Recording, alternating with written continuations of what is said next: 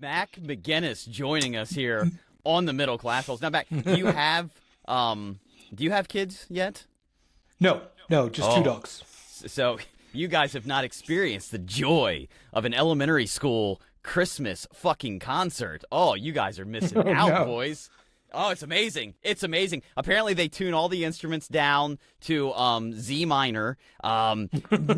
And you are not prepared. You are not prepared for that first note, dude. I must have been the only...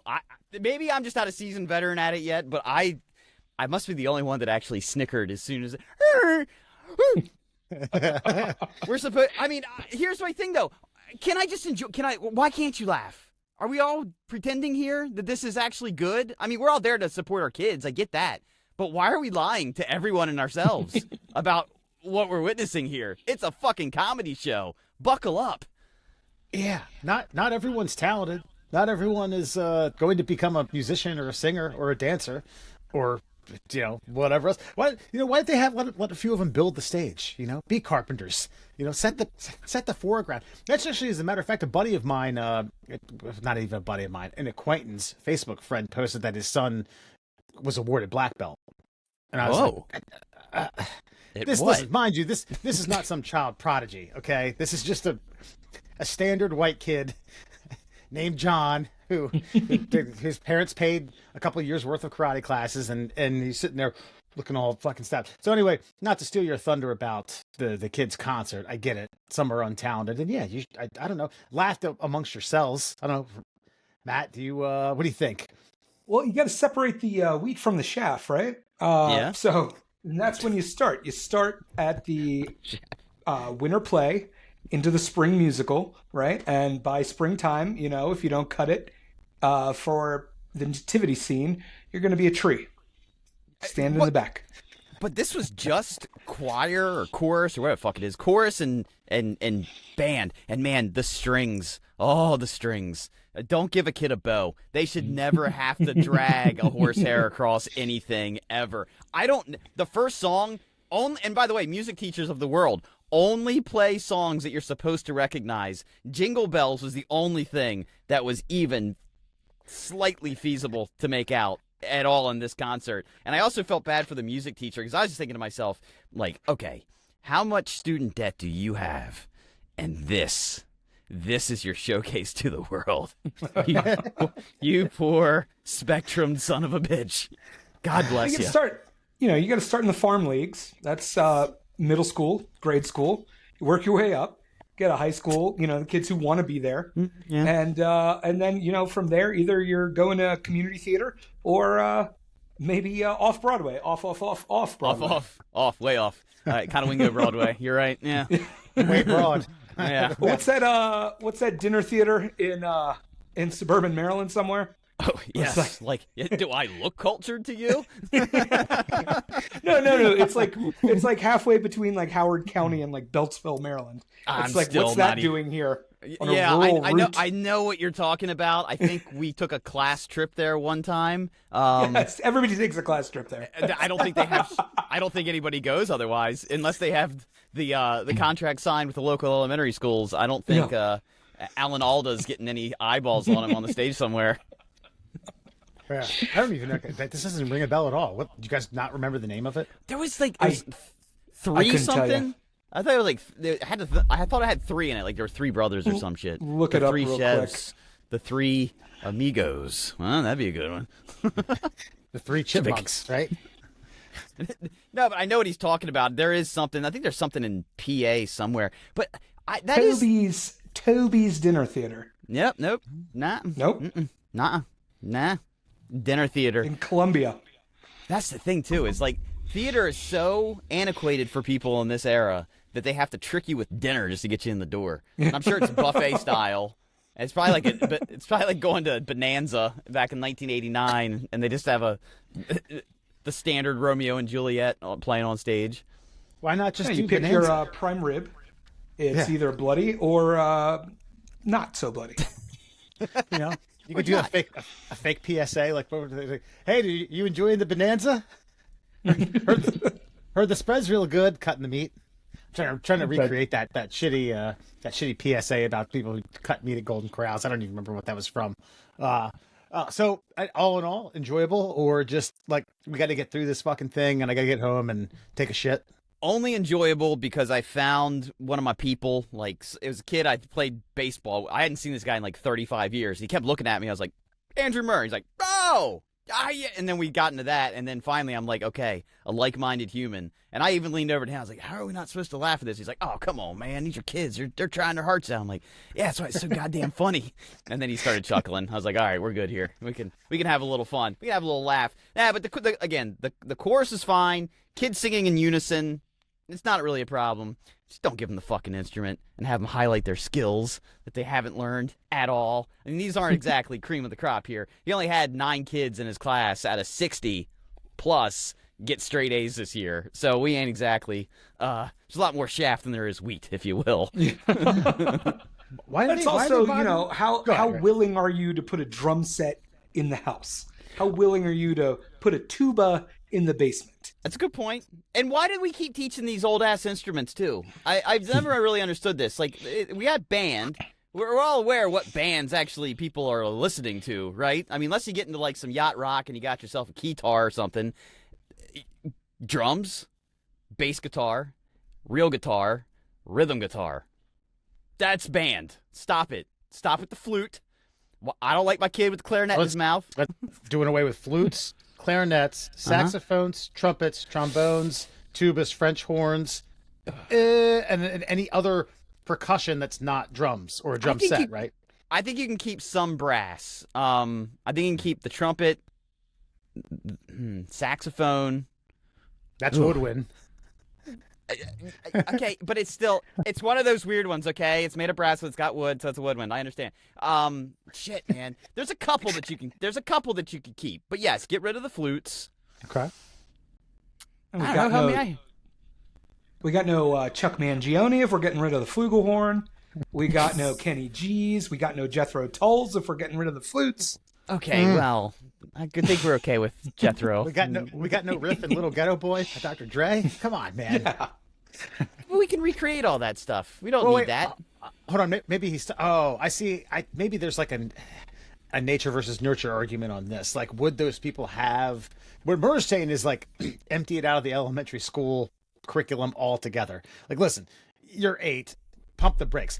If you want to play that shit, do it down the road. I think Matt's argument is we wouldn't have had these prodigies, these, again, a Jethro Tull of the world. They would have latched on to some other instrument of note. They were those guys that he's speaking to were such prodigies in the musical world. They could have picked up a fucking kazoo and made an album, and everybody would have fucking bought it, or at least been aware of them. Like, I'm talking about the regular kids. You don't think it's like electric guitar? I can barely play the electric guitar, but if I crank that fucker up, turn the distortion up, I can trick you to think I know what I'm doing.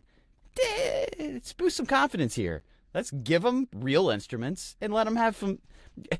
Look, they ain't making no money. What the fuck? Like, name me another. What is it? Alto saxophone player besides Kenny fucking G. And he made most of his money out of mockery, by the way. Oh, let's see here, Bill Clinton. What does Kamasi Washington play? Oh, my answer is going to be who? Coltrane. You might know him from. You might know him from Kendrick Lamar song. Might not. No. There you go. I named you one other, Murr. John Coltrane. John Coltrane. Yeah, he's a real up and comer. What? He's a real. I ask anybody under the age of 25 who that is, and if they haven't learned it in a class that they paid for, they're not gonna know. All right, so I'll do you one better. How about the chorus is auto-tuned? After what I heard the T-Pain mic. Yeah. Yeah. Jingle bells. Yeah, I'm fine. That's fine. Yes, Okay. it's a great. Hey, dude, teach them the ones and twos, man. Teach them how to scratch. The digital scratch. Get those little, like, get them a shitty laptop computer and 2 fucking turntables, and let's see them mix. That's modern music. You know, we play Beethoven. DJs. Hey, you're right. You're not wrong. It's too many people trying to be DJs. We know some of them. That's the thing, though. But they're all self-taught, and they're all trying to trick you guys. No lessons. That's right. That's right. Oh, we can tell. Good job. Too many DJs, too many podcasts. That's what I say. That's my motto going into 26. Not wrong. That's why I'm here. That's right. And that's introducing our co-host tonight, Matt McGinny. All the way, we got 2 hours back. By the way, we're going to get to that. Murr's got this ploy / kind of sales pitch about a 24-hour clock. Oh yeah. But anyway, yeah, all the way from Denver, Colorado. Thank you for joining, man. Yeah, absolutely. Thanks for having me. And just for the listeners, we're going to explain something for the viewers. For the listeners, Matt's got a WWE belt behind him. For the watchers, you're probably like, "Holy shit, that's a replica belt." It's not. It isn't. Tell the listeners and the viewers what the hell that is. Well, what you can do with this belt here that looks like a, modern championship is you go ahead, you reach in, you pull out one of 6 cold ones. And what do we have here? Ooh. Oh, this is the McGinnis Irish Stout from Station 26 Brewing Company. Look at you. Oh, drinking his own, Very drinking his own beer. nice. A beer with your own name on it. I don't know if there's another place more heavenly than a place with that in your mouth. How many beers does your fanny pack hold there? 6 12-ounce in the old championship belt. Okay. Or Oh, it sounded like there was going to be more to that. Pounders. 6 12-ounce or 4 of those tall boys. Okay. And, you can jam a couple 99 banana shooters in there if you want. Now we're talking. Nothing but the best. Festive. Okay, well, now explain to Wes what belt that is. Wes, do you know what belt that is? Which title specifically? That's like 2 generations ago, the Raw brand championship belt. Is that right? Am I on that on the? I'm gonna let Matt take this one.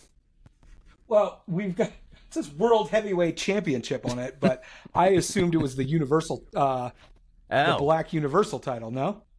You know what? Actually, I was kind of bluffing there because I really didn't know myself. Because this is one of the problems that WWE has right now for people. They're trying Too many to get belts. back. They're trying to get us back in. They kind of conned me. I wasn't a big John Cena guy, but I'm always a sucker to watch somebody retire, get retired, whatever. Usually that's when you put on your best shows because you're never going to see them again. And then we have what we witnessed the other night. So obviously a wrestling fan, what was your takeaway? What? That's what I want to ask. I want to ask you two, and because I didn't see it, I don't watch much anymore. Obviously, I know who John Cena is, and I was watching when he kind of broke into the game, and then for the first 3 or 4 years. But was it pretty lackluster? Was it pretty anticlimactic? Because I know they've been doing this goddamn roll out the red carpet John Cena retirement tour all year long. And he announced it, and he went heel, and then magically went back to face. I mean, was it lackluster? They waffled. I was tangentially paying attention, kind of like checking in, checking out, highlights, lowlights. And it seems like they shifted gears. It didn't work. They shifted back. Didn't work. So basically wasted several months of momentum, wasted another couple months of momentum, and then the end was the end. Yeah. There's just, I don't know, man. And I hate to be the armchair quarterback, but as much wrestling as we watched as kids growing up, like, they didn't need this much time to develop storylines, and we all remember the storylines from our youth. I remember the Bob Backlund versus Bret Hart storyline, moving into Jerry the King Lawler, moving into Macho Man and Hogan. It didn't take much. It took like one Saturday night main event. It took one Saturday afternoon, and then boom, there was this huge payoff at the pay-per-view. John Cena had 36 months, and I don't blame it on John Cena. I blame it on this mystical writing crew that they've created in the back, and it seems like the more writers they have, the less creative the writing is. I don't know, it starts to make you wonder, like, just because Vince shit on a lady's head one time in Toronto, like, maybe he can still write a good wrestling script, and we should, I don't know, let him. Okay, end of the day, all I've been hearing online is like, well, it's tradition that the guy going out, he's got to lose. Well, this is the GOAT, right? Can't the GOAT break the cycle? Do we have to do that? Or since he's, never give up, have him pass out. Yes. Have him pass out. Yeah. Or Do tap. a Steve Not tap, Austin, but- a la not, Bret not Hart, tap, yeah. but like actually get pinned, something along those lines. Or get disqualified. Something, get counted out. Gunther, in my opinion, was the right guy for the job. And to me, if they don't mess him up, he will be one of the greatest heels of all time. He's got this smarminess about him. He looks like a 1930s general, if you will. So he can play many parts. He can talk. He's got the Austrian accent. He's the real deal. I just feel like I don't know, man. It's just, and John Cena was smiling when he finally tapped it, like, this is it. Yeah. Bye-bye. Yeah, I mean, you could hear it. You could hear it in the stadium. You could hear it after when they did the after show. People were not loving it. But I don't know. I think modern day wrestling fans can be so very fickle either way. Like nothing can be good enough. I'm not saying this was good, but a lot of people aren't going to be happy either way. And they'll show it too. But like I was reading something online that was like the way as WWE has gotten bigger and they've kind of gotten rid of kayfabe and like given everybody too much of a peek behind the curtain, then it's like nobody's really as invested in these storylines as they used to be when you are like, oh, this is a storyline. You say that. Did you watch the Wes? Did you watch the docuseries on Netflix? It was like, you've asked me about 30,000 of these. I haven't watched many. Oh, what was this one? It's called Unreal. It was like from about a year ago, and it was all the behind the scenes stuff leading up to WrestleMania.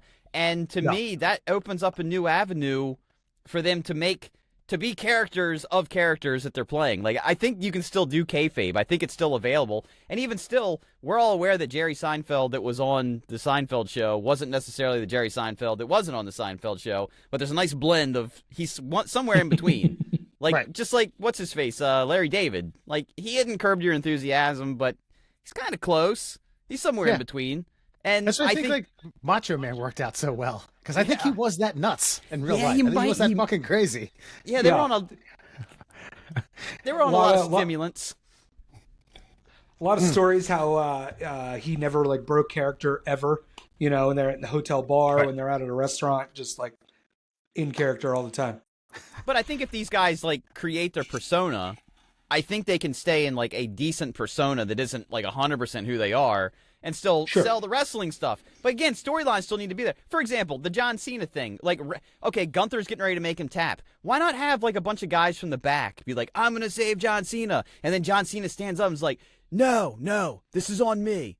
And then get fucking, like, I don't know, get your neck snapped or have a finisher happen to you. Lose with some honor and some fucking dignity after you tricked everybody to come watch this 36 date, no more, farewell tour, so you leave your bunk-ass fucking Skechers in the ring. I think I have an idea for bringing back kayfabe. We need to have a massive Santa Claus meets Men in Black strobe light thing, where everyone in the world says, okay, wrestling's fake, and all the kids that are born after today are told wrestling's fake until they get to be like, I don't know, 15 or 16. Like, or wrestling's real. Sorry, real. I have to redo that. I have to go back on that. Wrestling's real. You tell your children. Yep. And then, with the 15, 16, like, we were kidding. Didn't you love it, though? It was so incredible. I mean, you were jumping off your top bunk onto a pillow. Yeah. Oh, if you were lucky, a pillow. Sure. That's right. Yeah, but like Matt said, too many belts. I say they have like a smelting show where they just come out and they melt them all down, and 3 belts, tag team titles, do an intercontinental title, do a world title, and then I don't know if you want to do, I don't know, I'll be okay I guess with brand titles, a Raw title and a SmackDown title, maybe, I don't know. But either way, there's just too many. I don't really know what's going on. Bring back the television championship. Bring back the 6-man tag. European. Love the 6-man cruiserweight. Belt. European. Get the hardcore. Do it all, baby. Oh my God, I forgot about that. And by the way, the women are the best wrestlers in the company right now. Like, the men just don't really seem... Men are better on the mic, that's for sure. The women's microphone skills are not there yet, but they're getting there. But the wrestling skills are...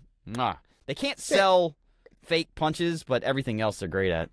McGinny, Murr has said this like probably 5 or 6 times over the last year and a half on the podcast. Do you concur with that as the women and the brand of wrestling? I mean, you got Alexa Bliss can cut a mean promo. Charlotte can cut a mean promo. Who else? Becky Lynch cuts a mean promo all the time. She does. So you got the big three, right? Yeah. And then everybody else, I guess, is working up. Toni Storm over in AEW. She's kind of losing her mind every fucking week. I meant like the wrestling though. The level of wrestling. The in-ring. Yeah. I think we've got some stars, like Io Sky's a killer. Asuka, I think they could get way more out of her, who else over in AEW? I'm an AEW mark I'm not an these days. AEW guy. Yeah. I'm solely WWE. So I just, but Io Sky, he's 100% correct on. Who's mommy? Who I can't fucking remember her name right now. Why are we all blanking on mommy's name? Keep calling her mommy. Rhea Ripley. We're all thinking about the Riptide. Yeah, I know that one. Rhea Ripley is just a generational wrestler, male, female, doesn't matter. She's right there. The Argentinian chick who doesn't speak any English, but she can. Stephanie Vicar. Oh my god, dude, she's lights out, the best performer in that company. And by the way, maybe behind Logan Paul, who I don't know why they don't just push Logan Paul through the fucking noise. The guy's obviously made an entire career of making himself famous by people either loving him or hating him. He's got one of the biggest YouTube and podcast presences in the world. So everybody, I don't like him as a wrestler, even though he can do like corkscrews off the top rope onto announcer tables. Why don't you shut your fucking mouths and just let him win now? Didn't he dislocated at like his shoulder or something, and then continued on with the match or something? Didn't he like have a serious injury after frog splashing? I'll just say this: he's not a pussy. He is not. He's not a pussy. He's out here for real, doing the thing. It's just he hasn't done that thing where you go to like nightclubs for 25 years and wrestle 300 dates, and everybody's like mad at him for it. I think they're using him just the right amount. They'll bring him in for the big pay-per-views. Storylines leading up to the big pay-per-views, right? And you get enough people, you get the younger generations who are like grew up watching YouTube and are like, we know this guy from YouTube. And then you got the older curmudgeons like myself who are like, why is this YouTuber on TV? But god damn it, he's matching Ricochet move for move. Yeah, exactly. And that's kind of my point. Look, I'm 46, grew up Bret Hart, Shawn Michaels, my two favorite wrestlers. He's more of a Shawn Michaels than he is a Bret Hart. I mean, they don't really concentrate on technical wrestling anymore, but the brand of wrestling they're trying to bring to the TV every night is the brand of wrestling that he is like elite at. So just, I don't know why they don't, I don't know. They're misusing their talent in my opinion. And all the bones for a great product are there, but the creativity just doesn't seem to be, and you can see that if your greatest star of all time, supposedly, can't even go out on a high note. Sounds like you need to be an AEW guy now. I'm just saying. Yeah. We gotta come on over. There's a whole online movement. They're like, as soon as that ending for the John Cena match happened, everybody's like, I'm tuning into Dynamite starting this week. They're liars. They're all liars. Everybody says they'll go buy fucking store-bought canned goods, and they don't. It's Del Monte or bust, baby. You don't like the Kroger brand? No. Middle class holes, everyone. Foxman Murr and Matt McGinny joining us today as a special co-host on this. I guess you can call it a Christmas special. Listen, we're going to take a quick break. We'll be back with traditions that may be dying here the next few years. Fun Fact Friday, as well as a word of the year. Stick around after this short break where Murr talks about flat earth science.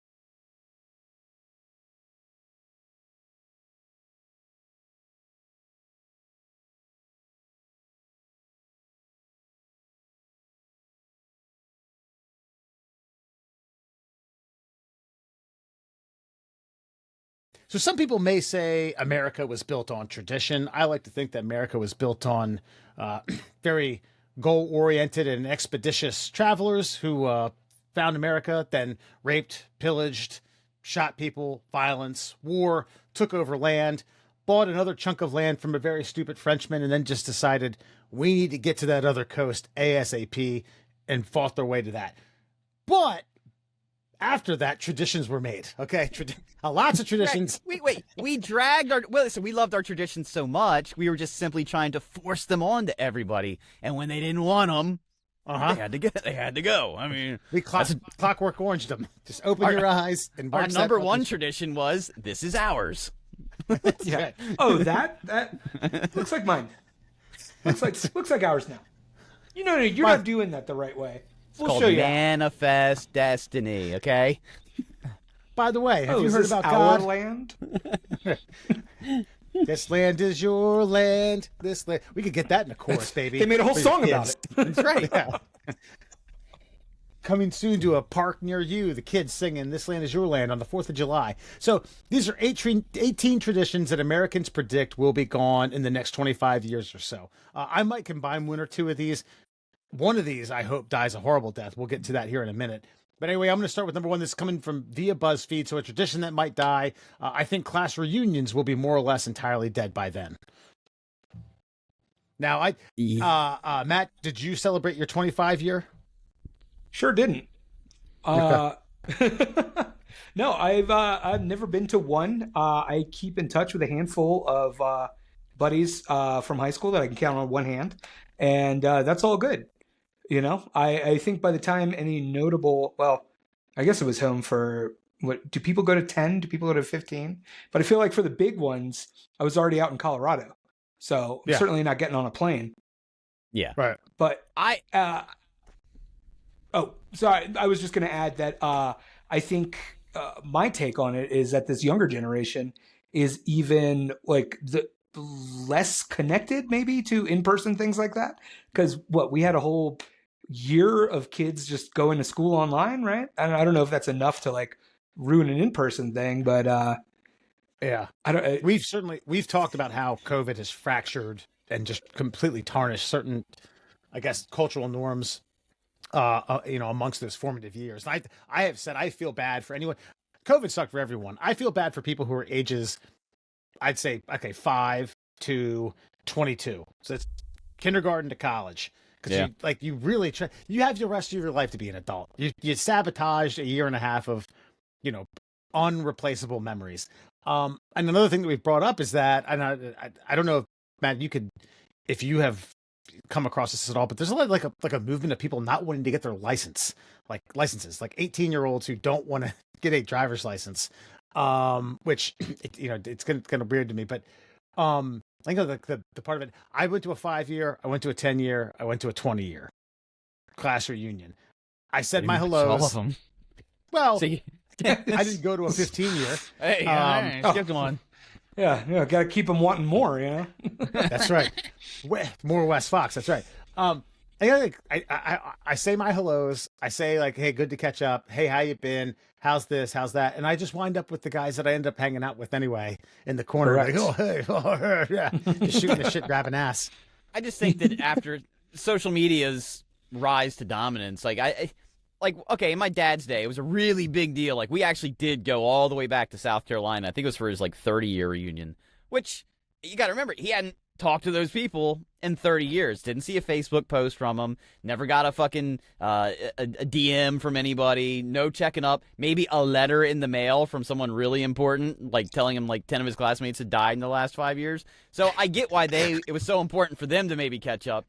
But for us, it's like, I've been to my 5-year, and I didn't even mean to go to my 5-year. They just so happened to have it at a bar that I was going to anyway. And I was like, hey, that's tonight? Cool. Yeah, totally. I'm not totally meant to be here. Totally. Yeah, because I just remember they were like, are you going to buy a ticket? I'm like, no, I already started a tab. It's fine. Why would I do that? And then I went to my 25-year because, I had somebody that I hadn't seen in 25 years, hey, man, I'd really like you to come, blah, blah. I was like, all right, fine. And they don't have a big social media presence, so it's nice to catch up with them. But everybody else, it was like I was actually having conversations about, hey, I saw on Facebook you did this. I saw on Facebook you did that. Right. So all I was doing was getting like the in-person briefing. I already knew what they were up to. Yeah, already saw the yeah. highlights. Yeah. Yeah. My kid's 6. Yeah, I saw the entire year of 6. Yeah. I saw it all. Thing that might be dead. I'm really afraid it's going to be trick-or-treating in your neighborhood. Last year I bought a house in the cutest little neighborhood. Was so excited for kids to come by and didn't see a single one. There's a lot of kids in my neighborhood too. I see them all the time. I was disappointed. I miss small communities. I don't know, man. I had like pretty decent showing. Like this might be community to community or state to state or area to area. Yeah, I'd say the trunk or treat thing is kind of taken over pretty big time. Churches and elementary schools, they'll do them like all the week leading up to Halloween. And I mean, I don't get a lot of trick. Well, I live in the middle of nowhere, so that's to be. Yeah, dude. I was gonna say if you got a lot of trick or treaters, you might want to fucking, I don't know, move. Call Stephen King. Yeah. Now, don't let him in the house. But I mean, you live in a big city, so I can see that. It's almost more of a hassle to set up a trunk or treat. You know what a trunk or treat is, though, right, Wes? Nope. I was just Googling it here. Oh, so basically, like a bunch of parents sit around a fucking trunk and just throw candy at it? Exactly. You pull up to like a local church in the parking lot, and you decorate. Like you pop your trunk, you decorate the back of your car, and then kids come up and just trick or treat car to car. It's almost like being in a cul-de-sac neighborhood, but it's everybody's kind of offering a coming to you. safer, centralized whoever's got the alternative to sickest traditional face. door-to-door trick-or-treating. Safer. That's what I think about that. For you listeners, I'm doing the jerk-off motion. It's Safety. It's an audio and Everything's about video safety. format. Yeah, right. I'll tell you, my fiance and I, we just got a house in September on the west side of town in Denver. Great neighborhood. And, we're talking to neighbors as we're walking the dog. We're meeting everybody. And they're all like, get ready. Because we moved in at the end of September. And they're like, get ready. This is a big, big Halloween neighborhood. Everybody loves to come, check out the decorations and come trick-or-treating here. And we're like, oh, how many kids should we expect? And like every single person we talked to about it was like 150 to 200. And we're like, what? And they're like, yeah. And so we got candy for that. And we're a little disappointed with the turnout because like we were we were both very excited. It's our first home together. And we were excited to, we were Beetlejuice and Lydia. And we were excited to see the costumes and talk to the kids. And, allegedly may or may not have had a cooler for the adults. Yeah. Which the dads and the moms really appreciated. But yeah, not as nearly as big of a turnout as we thought we were going to have. So I don't know. I feel like when we were kids, we loved it, and like going out with your friends and stuff and doing that. Sure. It was interesting dynamic was to see the groups of parents. You could tell the groups of parents that were friends and that were going out with the kids, and they were having a better time than the kids were, I feel. Yeah. Not in a bad I think way. it's no. I mean, I know because me taking my kid around, it's like I'm almost like trying to be like, dude. I mean, when I was a kid, I'm doing a lot of that. Like we used to do this. They're like scared. Hand them eggs. And by the way, they're also scared. The kids this generation are very scared of strangers, and so they don't. I don't know. Like they're intimidated to go to the front door. Most of them. So I can kind of see that. I don't think trick-or-treating itself is going away 100%, but the idea of like knocking door to door, I could see in 10 years that not being a thing. Yeah, fair enough. I might get some pushback on this. You won't get some pushback on me, but in 25 years, gender reveal parties are going to disappear.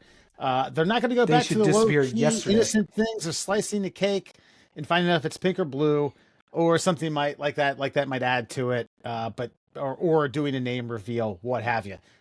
I have my opinion about this, but you two chime in because I'm going to come back with a cherry on top.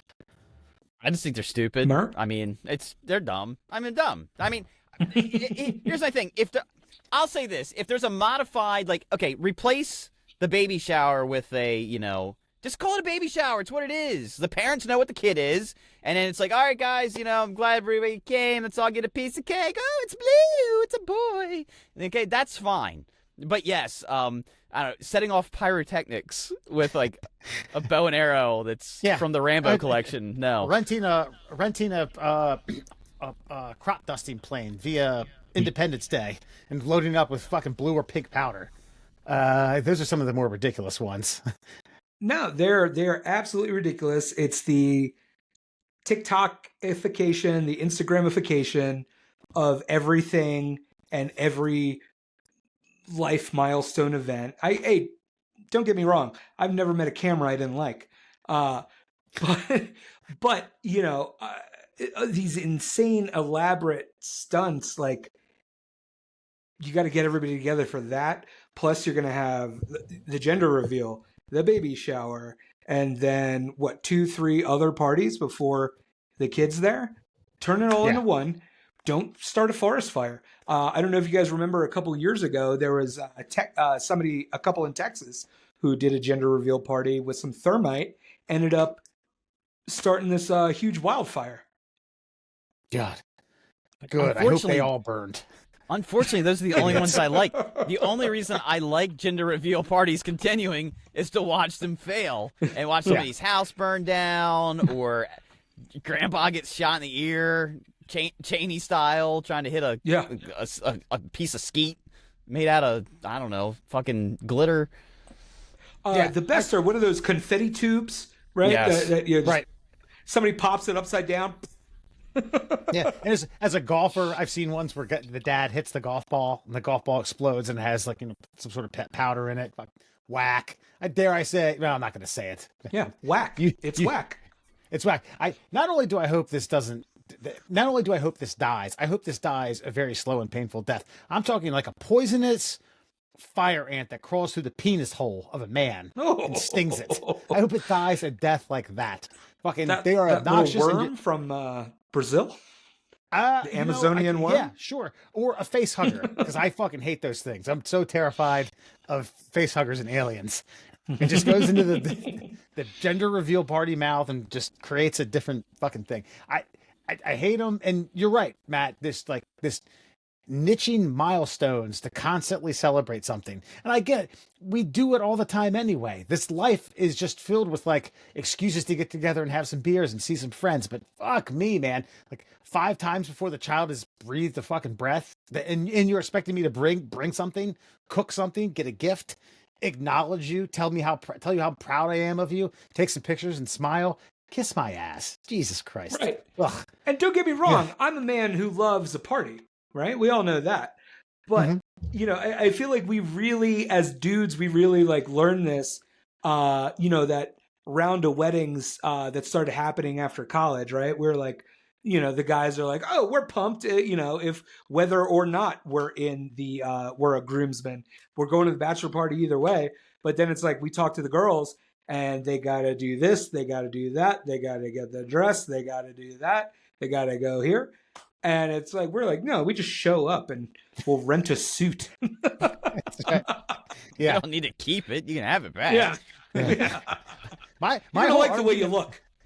Yeah. My whole argument on that has been like, I didn't decide that. That's society. You bit into it. You decided you needed the bridal shower. You decided you needed this. You decided you needed a whole day of hair and makeup. I love you the way you are.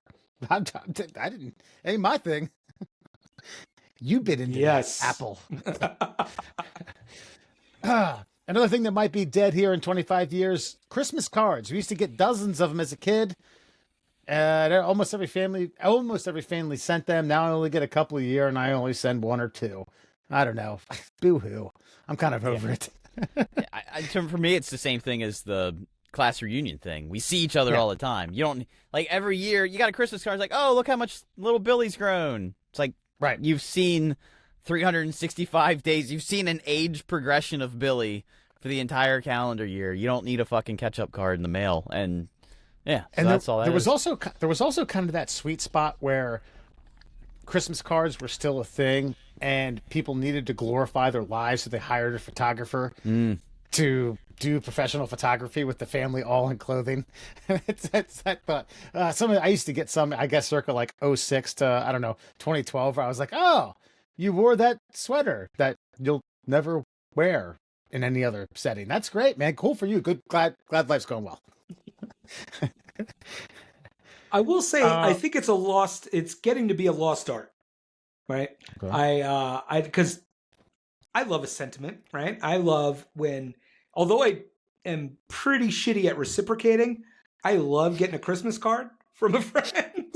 I'm like, oh, you've thought of me, but will I write you back? I'll text you. Sorry, everybody. Sorry. But I'll take a picture of the card you sent me to tell me how much it meant to me. yeah, give me one of them.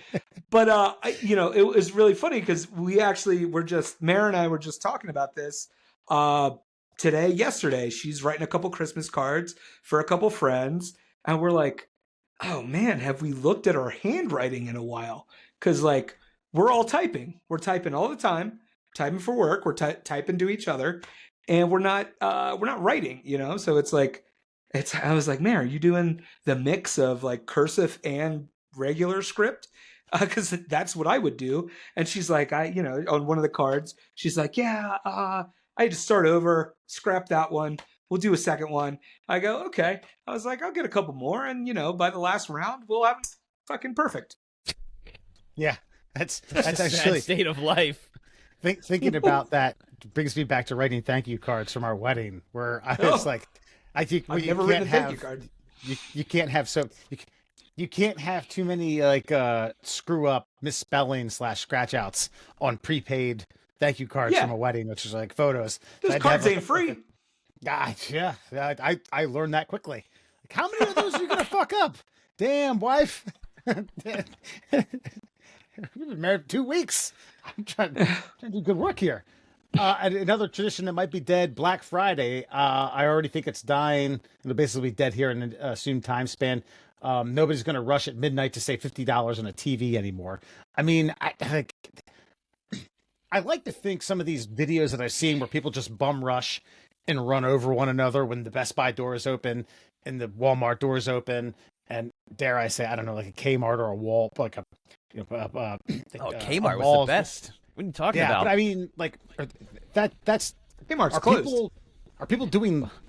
Are there 75 deep lines outside of a Walmart or a Best Buy or a Target on Black Friday anymore? They stagger them now too. They have different deals days leading up to Black Friday. So they'll do Thursdays. Thanksgiving Day is TVs, and then it's computers on Friday. Then it's we're running it through the weekend all the way to Cyber Monday. So I think they realize that how many lawsuits that they lost in the past. How many Kmart's? Why I said Kmart's were the best is because Kmart couldn't afford security. So Kmart was literally Thunderdome. You want a Furby? If you come out, two man enter, one man leave. Exactly. If you got it, you earned it. They didn't even make you pay for it by the time you got to the register. Fucking congratulations. But no, I don't know. You come home and throw the Furby on the ground with a black eye. Merry Christmas. Fuck this. Crack a beer. But what items? Okay, well, here's the thing though. What style of items are really only available in store that can't be delivered, and you would fight to the death for? I don't know what that is. We saw it this year, and I think it is. It's very sad. The commodification of everything all the time goes in with the TikTokification and the Instagramification. Sure, we don't have to fight over shitty TVs. We can just order them, right? It's the same model with a couple less features and marked down $10 because they marked it up $50 the week before. But what I saw online was grown adults fighting over Starbucks cups. Oh, yeah, the tumblers and all that. Yeah.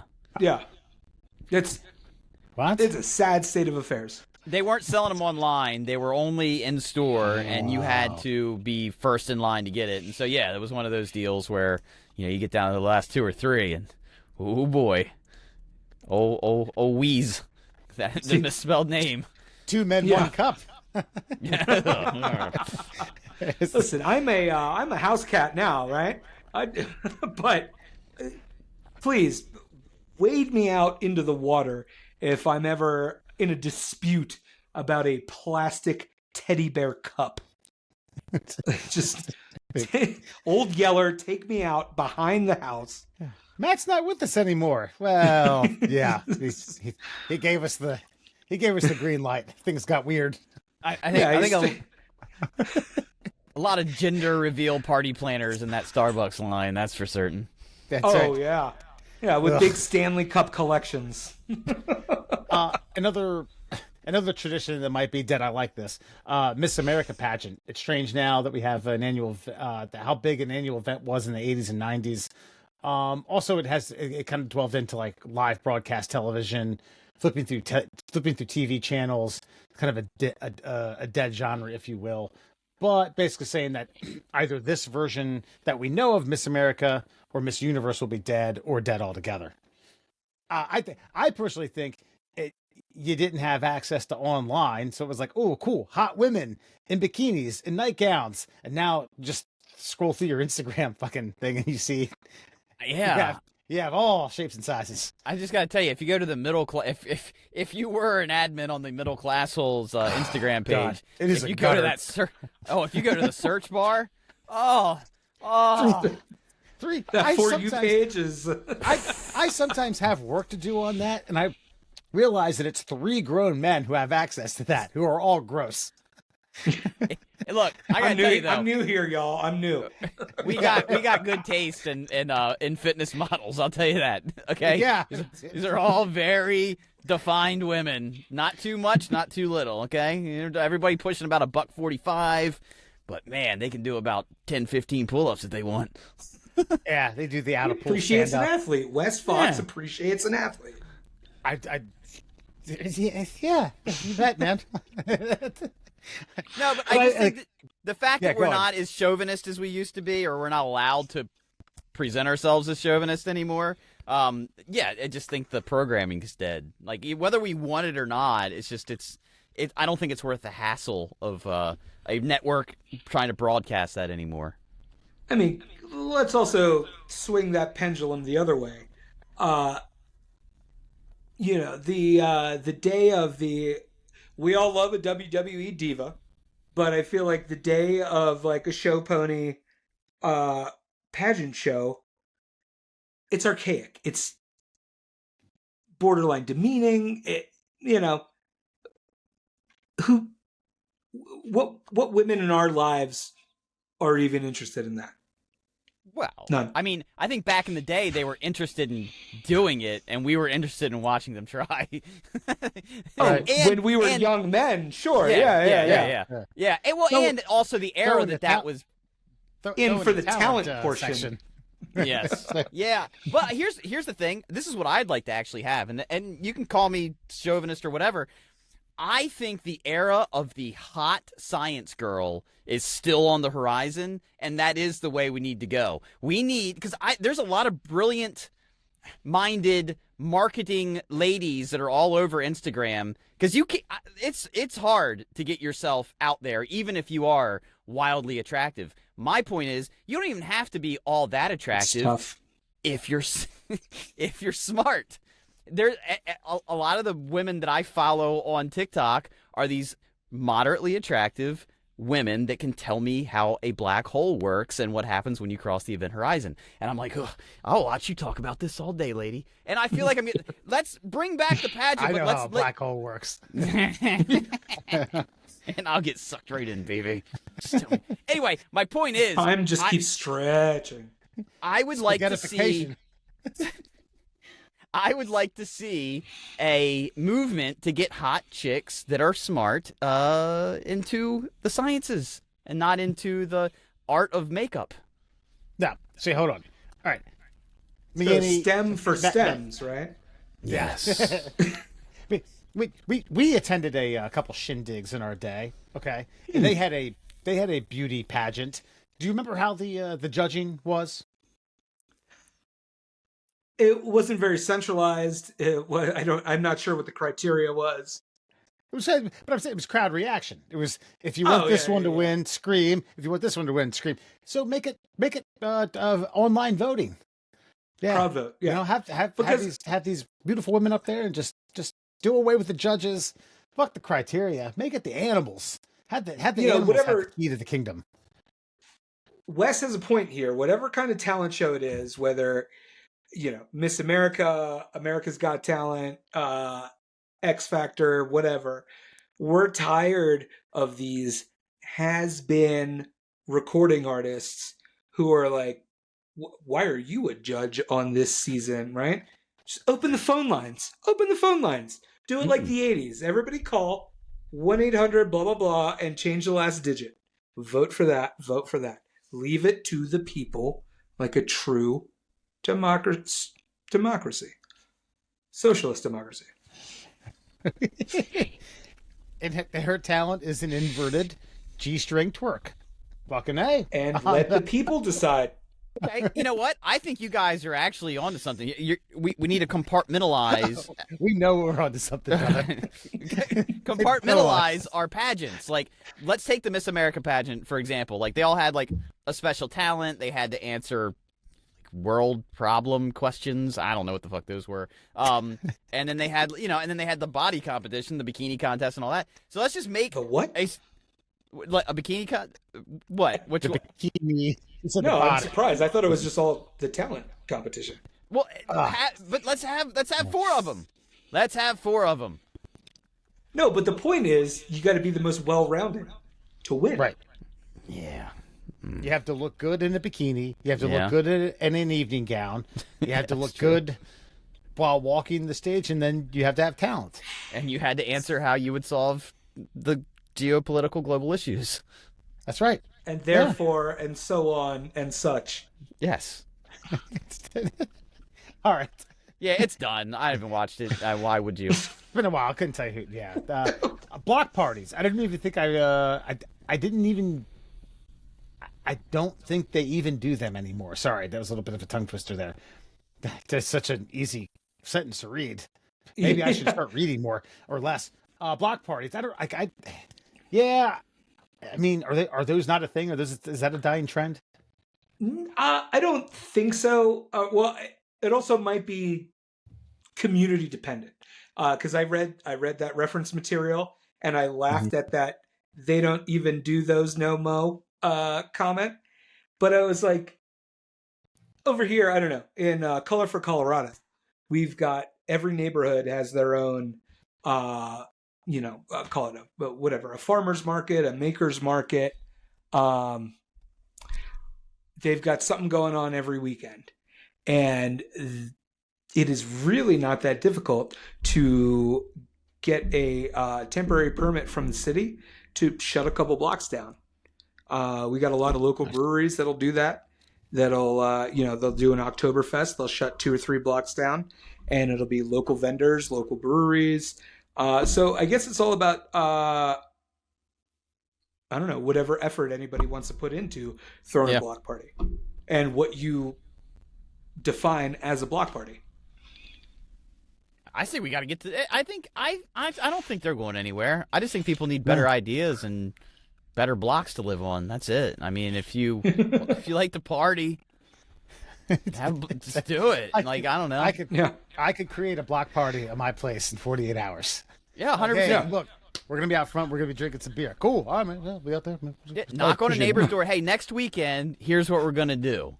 We're gonna drag a 40-pack of fucking cold ass beer to the sidewalk, and we're gonna play the best tunes the '90s had to offer from every genre, except for Garth Brooks and country. And then we're going to just fucking booze it up and have a good time, throwing Nerf football at kids on their bikes. Oh yeah, the last neighborhood Mare and I lived in, we're just walking the dog one day, and there was this. It was one of those blocks that like somehow doesn't connect to anything else for one whole block, and every summer they shut it down, and they get like. They get a snow cone truck and they get a taco guy, and all the neighbors on the block bring, some food out, and they're like, yeah, we just do a block party for everybody here. It's like, why not? You just got to get your neighbors to all agree, right? Right. Not all of them. There's always going to be the good ones. And fuck Ditto. majority rules. That's right. there's a couple of like I'm gonna gloss over a few private fireworks just because of fire danger. Again, jerk off sign. Election day. Hold on. Yeah. I live in Colorado.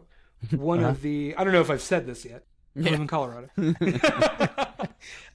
One of the most prone to fires states in the nation, and you know, for the most part, everybody respects the mountains and the foothills. But here in Denver, you would think we were in a foreign war zone. The way shit is just going up neighborhood to neighborhood to neighborhood. The way everybody's dogs are getting traumatized every 4th of July. Probably a bunch of block parties. Yeah. So the block party's not dead.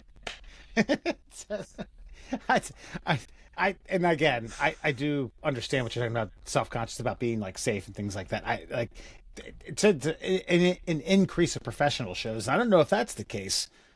I mean, I'm not saying fireworks are dying, but I honestly feel like where I live, the private shows have gotten almost as good as the town shows that they put together. Because like there's this place down the way, again, PA, they can't buy them, but they can sell them, and they sell this whole unit, and it's got all the electrodes with it. It'll timer off all the fireworks for you. And my whole I don't really live in a community or a neighborhood, but there's so many of us launching fireworks off at like 9 o'clock on 4th of July and New Year's that the cops could drive down the street and be like, who the fuck's doing it?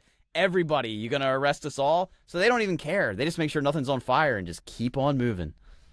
Oh, yeah. I got a friend whose neighborhood, it's a contest. It's a contest. It's like, oh, how much did you and your family spend this year? Yeah. $1,500. Oh, how much did you and your family spend this year? Three mortgage payments. The Wyoming border, $3,500. It's got your, whistling kitty chasers, your who's it, what's it, your fecalators, your Hoosker do's, your Hoosker don'ts, with or without the whistling kitty chaser. They're all there. Yeah. And we have the A-bomb. Basically, it just blows up. And also, by the way, I was in Iowa on the 4th of July when I was a teenager, and our neighbors like, yeah, I'm not sure what this is. It just makes a big loud boom, and basically the instructions were get 20 yards away, and we all did. And this shit sounded like a fucking furnace blew up, and he just like, oh man, everyone go inside, turn the lights off. They won't see us. I don't know. Taking this road trip down south, we stopped at, as Mid-Atlantic people, we all know south of the border. Yes. And they are 24 hours. We stop at, it's like 2 a.m. It's some ridiculous time on the road trip. We go in there and we're like, we're getting ready for the 4th of July. And he goes, you want something real good? And we're like, yes, sir. He's like, this here's called the American Freedom Eagle package. Shoots up 2,000 feet in the air. Got a 500-foot spread. I was like, a 500-foot spread? And he's like, yes, sir. We were not disappointed. Got a good spread. That's good, though. Got a good spread. The other one I was going to gloss over was about Election Day and like the retirees in the neighborhood being there as like, volunteer polling folk. I don't know the people. Yes, I haven't voted in my hometown in a long time. Yeah, I knew the people of my hometown. I don't know the people in Baltimore City, but they're saying that after the past few elections, COVID kind of killed it. Yeah. I just figured being the scapegoat for all the horseshit you see on the news about, they didn't count them right, or they let all these people in. They didn't test them about America before they voted. I just figured it's not worth the hassle. It's just like jury duty. It's one of our civic duties. My pops, for many election cycles, he would volunteer to drive a van and pick up old folks from the old folks' home and take them to the polling place and take them back. Nice. Yeah. Give them a little hint of history. Like, all right, folks, don't know who you're voting for, but yeah. Lyndon Johnson once said. I just think that we're always going to need the volunteers, so I don't think that's going away. I would like to see like voting day just be a national holiday and just correct. So nobody has to come. Like because I got to sprint to a polling place as soon as I get out of work. Like I've got like an hour and a half window to pull the lever every election, and I'm just like, be cool if I didn't have to worry about this. Like, it's almost easier for people that don't have jobs to go vote than it is for people who are working. And I'm glad you dated yourself by saying pull the lever. That's been done since like 04.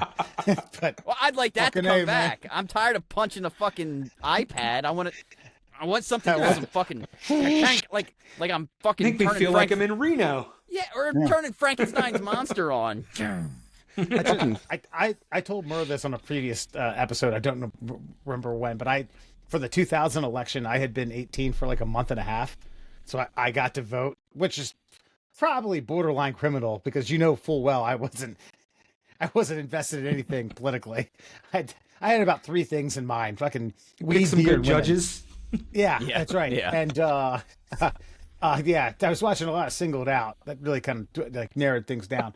But I was almost intimidated by the lever. I was like, what? And I kind of like poked my head through the curtain. I was like, that lever's pretty big. I get like, yeah, pull it. It's like, oh God, gotta get out of here. Oh my God. Yeah, dude, it was like you were entering like a 1950s refrigerator. Yeah, click, click, click. Yeah. And a fucking, just hear a stamped piece of cardboard fucking fall out the back of it. It's beautiful. Right. Democracy at work. That's right. That's right. Well, I don't know, the 2000 election was a little to the hanging chads, Florida, Murr, I'm gonna roll out the red carpet for you. Daylight savings might be dead here soon, and it's not a tradition; that's a mandate. But I don't know why they call this like some sort of like, family. Well, at this point, yes, I mean it's technically a mandate, but it's more of a tradition that there's no reason to do it anymore at all. It doesn't have anything to do with farmers.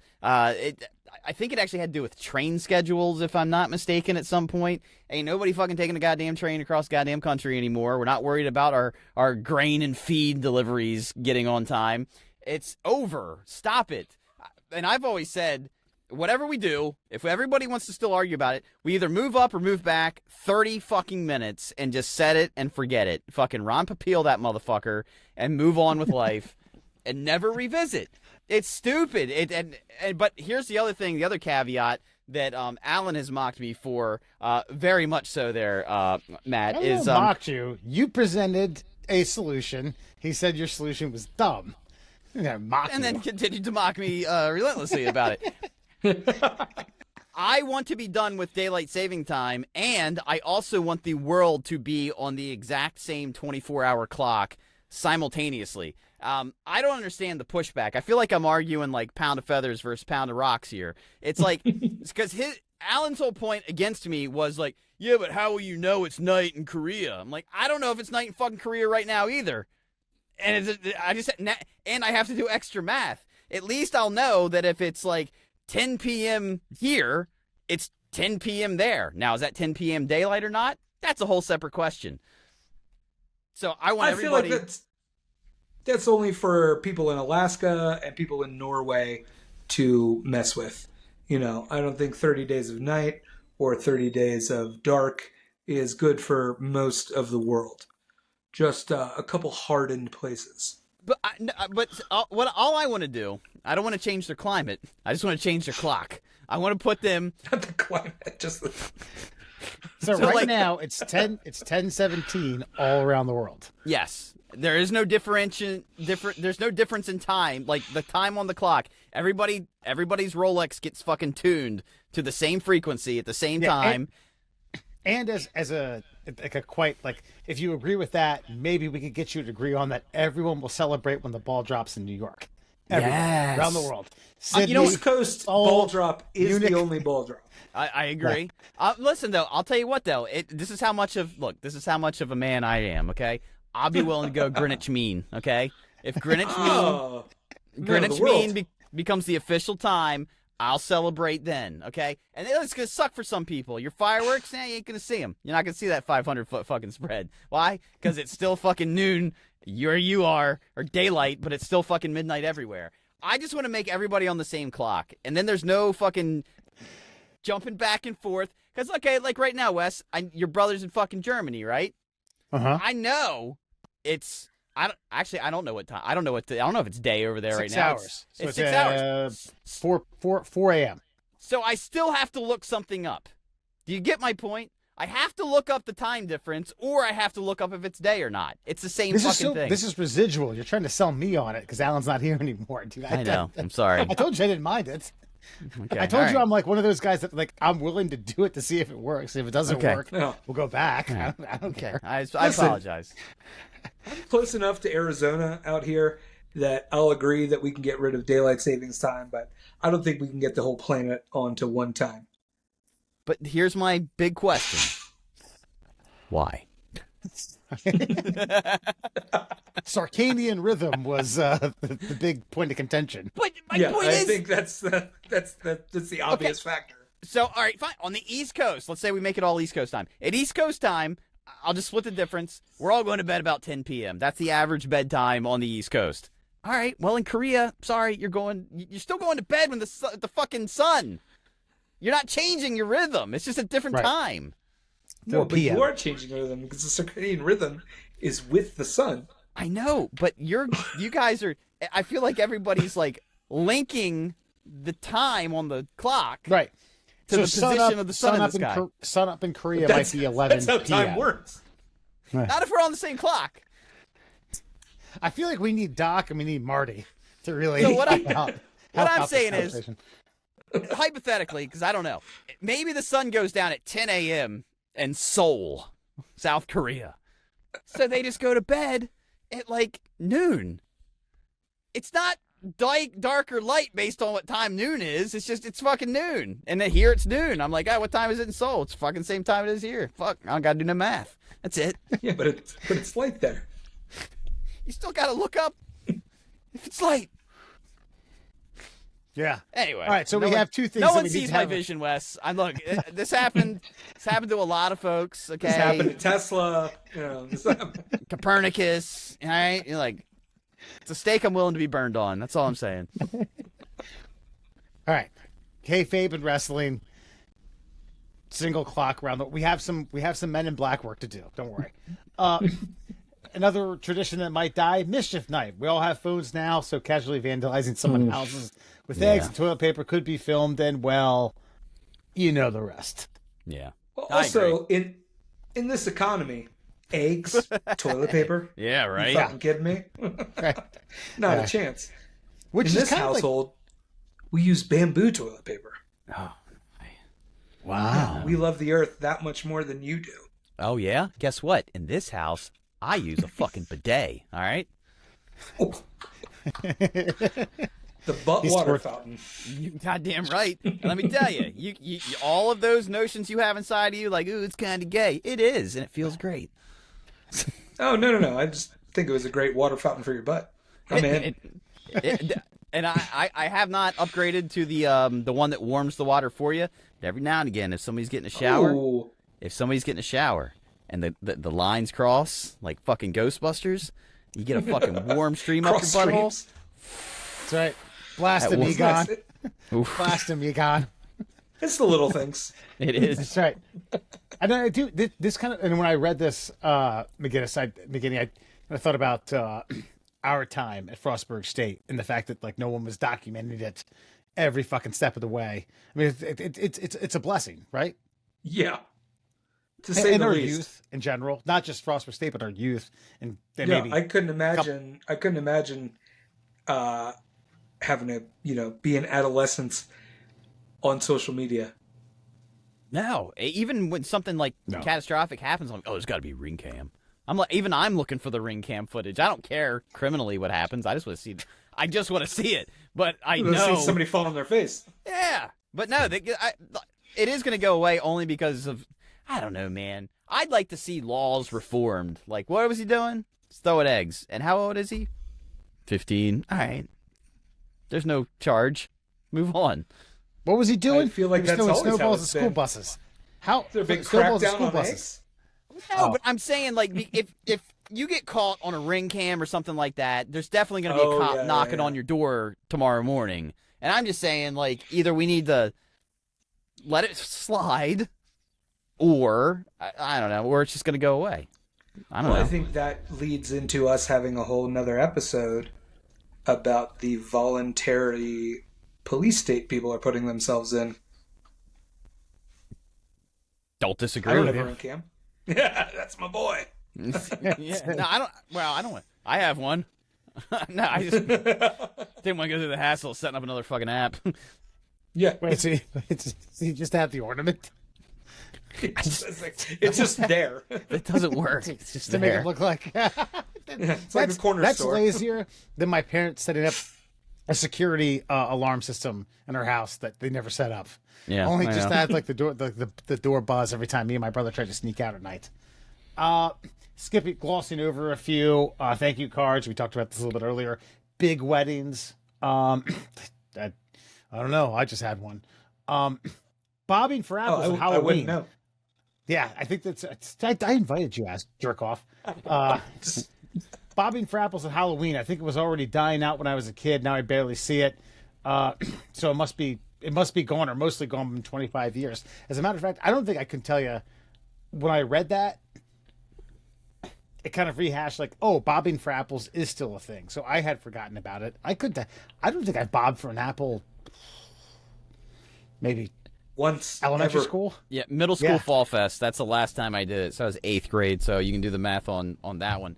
One, it was gross, and I don't know if we knew it was gross, and it was just tradition. No, we two, knew it was gross. my kid goes Definitely not to gross. You get some My kid- get some jungle juice at your party. We're in there. Now, that's another one, though, man. College. Think about all the red cups we just kept dunking into fucking. But then again, there wasn't enough grain alcohol in there to fucking kill any illness that exists on planet Earth. So, Ooh, cure for I'd cancer. rather not. Cure for cancer was in that bucket, my friends. Yeah. No, but my The cure kid for does cancer. what? Jungle juice? No, Wes's basement. Oh Well, not the one The I'm spray. in now. The one I lived spray. in. That's right. Oh, he's talking about the one that these guys drunkenly dug up some sort of antiseptic spray at my parents' house during my college graduation party. That did say it cured AIDS. It said it on the can. On the can, it said it. I couldn't believe my eyes. I thought these That's guys were awesome. singing around with me. So Yeah, but my kid puts on hand sanitizer immediately following his jujitsu class, and I'm like, you just rolled on the mat with several children. Like, I don't think putting alcohol on your fingertips right now is really going to do much of anything to save you from future illness. But no, but yeah, dunking your head into a backwashed water filled Broth. with yeah. yeah. Wait, what are we talking about? What was that? Oh, bobbing for apples. Yeah, that's the. I don't even mind if that dies. Some of these I'm sad we're if good. they do. I'm good on We're that good. one. As a culture, we're good. Yeah, we'll be all right. We'll College survive. homecoming celebrations. Well, when I was a student, homecoming parade was another big event surrounding that were a big deal. It was a great time to be Greek life. This past Saturday at our school's homecoming, it was nothing. Just a group of alumni met at a favorite college bar for a little while. It was a group of guys who graduated in the 80s and early 90s. So, yeah, I mean, I don't know. Some of that has to do with the fact, like, Matt, our fraternity is dead. I'm never going to go back. That's fine. I'll tell you this. To this day, I won't tell you how old I am. You can guess. I To know this how old day, you are. I still don't You're 3 months older than me. know what homecoming actually means. It was just something we did every year in high school, and it was something we did every year in college. But like I took it from a football side where it was like, oh, we had 4 or 3 road games, and now we're coming back at the end of September, and here we go. But what does homecoming actually mean? Yeah, it's definitely an antiquated thing that just stayed as tradition. Because I was going to make up a nice bullshit answer, but Come even- back home and celebrate. Yeah, but come back home from where? For what? For Yeah, where? if you've We all moved go away. to this high school, and then the other people go to the high school 2 miles down the road. Yeah, what? Okay, just using his example perfectly is like we were all in the same school together. What were we coming home to? Or if, So I want to suspect that it had more to do with it wasn't necessarily all the people that went to school then. It was probably a celebration that involved alumni who were just coming back to watch the game, be home for a weekend, et cetera, et cetera. Then it turned into this let's put on shirt and tie and grind asses against crotches. yeah. To the rump shaker. And Actually, Wes is right on all accounts, according to the internet. Okay. It was mostly see? it was mostly for alumni, and we're like, who are all these weirds? Yeah. Yeah, because When I was in college, it was just like, hey, cool, you get paid, cool. Can you buy us shit? Oh, you have drugs? Yeah, awesome. Fucking hey. Yeah, right. You can buy this $80 keg. You're the coolest person I've ever met. Some 30-year-old comes up, can I cut in? Who are you? No, I used to go here. Dance with the lady. Yeah, that's right. Trip and McNeely. Girls here talk about you all the time. Really? Where are they? Lastly on traditions that may fold in the next 25 years, are bake sale still a thing? I think those are going to be goners. People really barely have time to cook, and groceries are ridiculously expensive. I personally hear the words bake sale and quietly slink away. Bake sales are fine. I just Never met a bake sale I didn't like. Time proof. Yeah, you got to raise money for something. Bake some fucking cookies. People will gladly come over, pay for them, and you raise cash. It's fine. Yeah. Oh, these are burnt and they have M&Ms in them. Here's my $3. Cool. Fucking A. Yeah. Yeah. Billy has cancer. Right. I don't know. I don't like these. I don't like these cookie bars. Wait a minute. I didn't ask for the whole backstory. I'm just trying to get these, these blondies, these brownies. Billy's back is giving away. Yeah, I said I don't care. Yeah, no. Just said make with the backstory. Rice Krispie treats. That's right.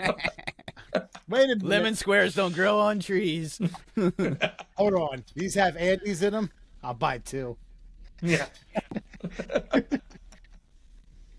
So those are traditions that might pass away in the next 20 to 25 years, depending upon who the fuck you think you are. Let us know your thoughts. We're going to take a quick break. We'll be back with Fun Fact Friday on the Middle Class Holes.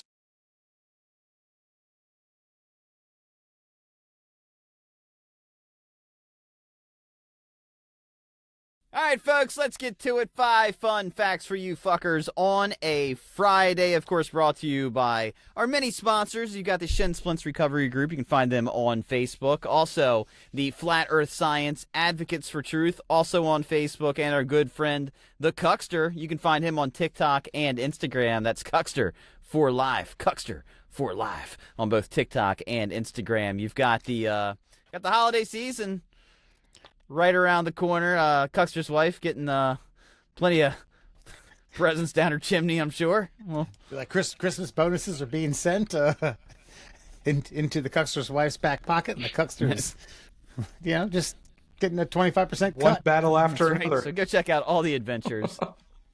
That's right. One battle after another. Right? It's a Jewish holiday. I was watching something. Oh, she'll be willing to take it 7 days and 7 nights, you know what I'm saying? Somebody was talking about cuck chairs the other day, like completely unironically. I was actually like, oh, Connoisseur. man. Yeah. It was like it's a connoisseur of the cuck chair. Well, let's get to it. 5 fun facts for you fuckers on a Friday. Hold on. I feel like that would have been a really good Antique Roadshow.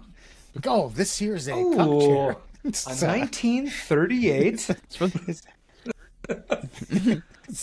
This was in the actual the Chinese theater in Los Angeles. Many a starlet witnessed. This is worth $15. If it wasn't so dirty.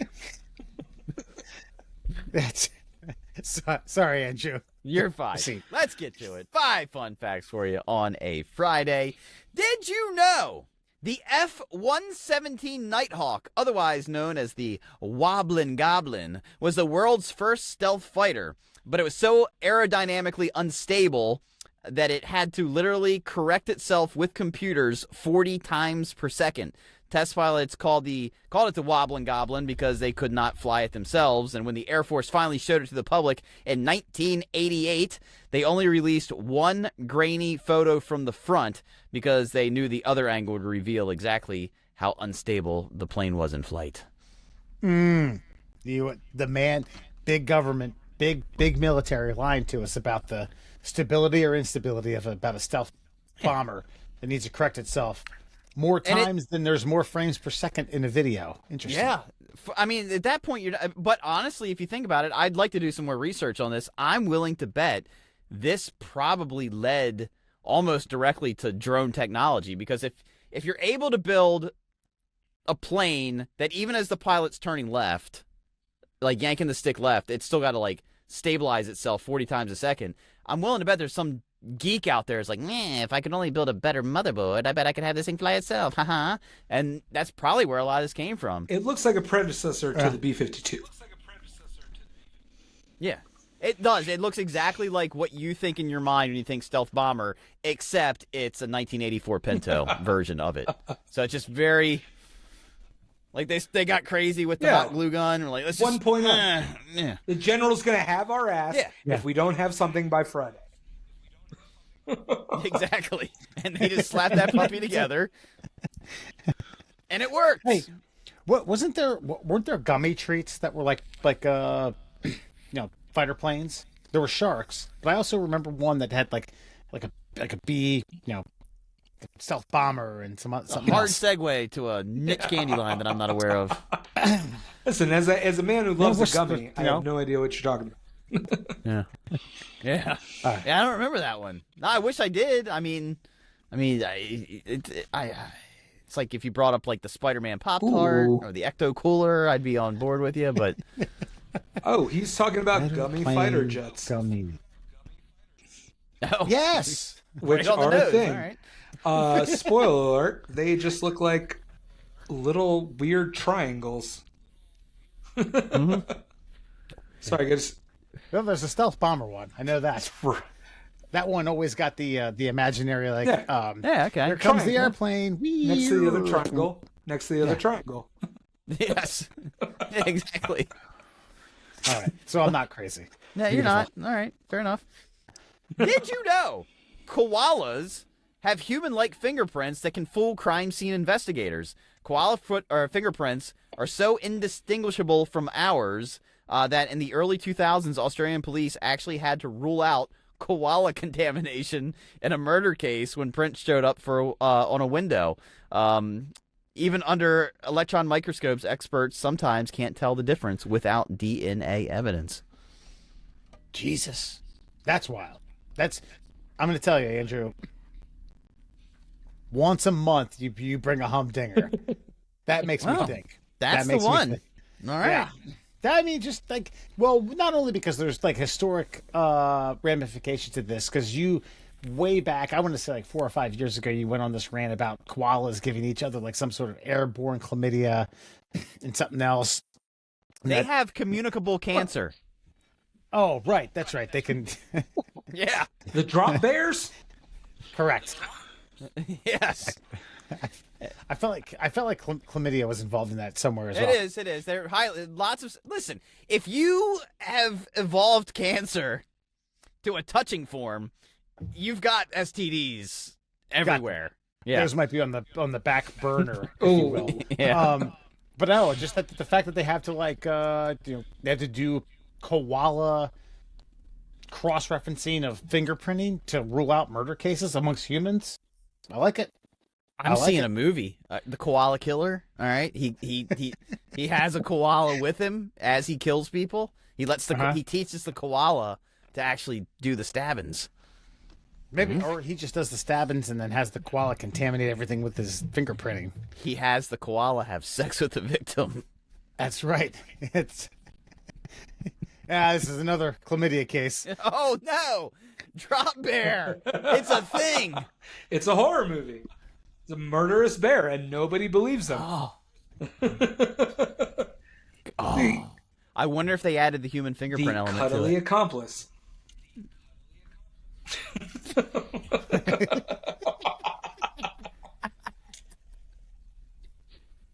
All right. I can still work.